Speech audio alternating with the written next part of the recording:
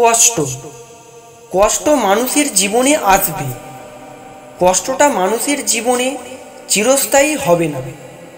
তাই দুঃখ নয়, হাসি মুখে সবার সামনে কথা বলুন। আমাদের জীবনে কষ্ট বারে বারে আসে কেন, তার উত্তর কি তোমার জানা আছে? কষ্টগুলি ঠিক একটা সামনে চলার পথে বড় বড় পাহাড়ের সমান। সেইখানেই জীবনটা থমকে যায়, মনে হয় এটাই আমাদের জীবনের শেষ রাস্তা।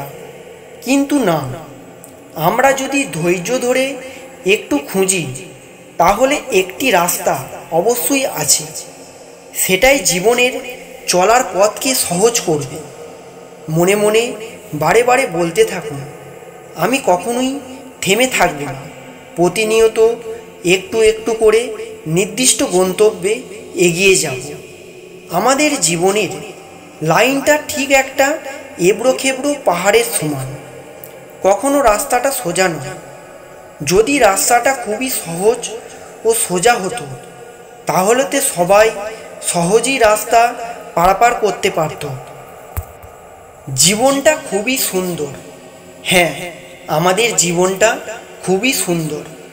আমরা শুধু জীবনের দুঃখ ও কষ্টের মায়াজালে আবদ্ধ, তাই প্রাণ খুলে হাসতে পারি না।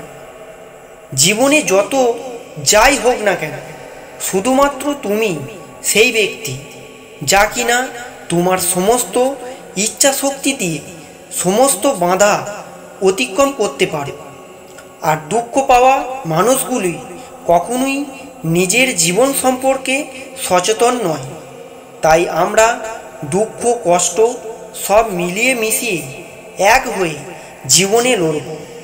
আমরা নতুন জীবন অনুভব করব। কথাগুলি আপনার সাথে সম্পর্কিত হলে অবশ্যই কমেন্ট করবেন ও সাবস্ক্রাইব করবেন। ধন্যবাদ।